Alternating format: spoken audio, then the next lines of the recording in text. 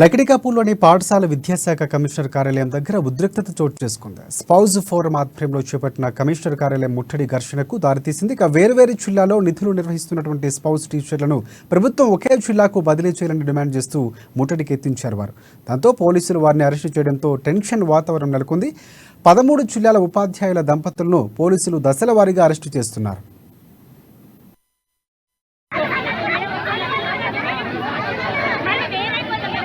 జిల్లాల్లో ఉంటే ప్రశాంతంగా పనిచేయలేరని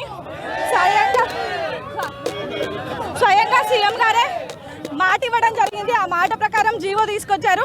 కానీ ఆ జీవోని 19 జిల్లాలకు మాత్రమే అమలు చేసి 13 జిల్లాలను విస్మరించడం జరిగింది. అవి 13 జిల్లాలను కూడా స్పౌజ్ దంపతుల్ని కలపాలని ఈ 20 నెలలుగా మేము శాంతియుతంగా గాంధీ గారి మార్గంలోనే ఈ 20 నెలలుగా మా బాధను వెలుబుచ్చుతూ వస్తున్నాం.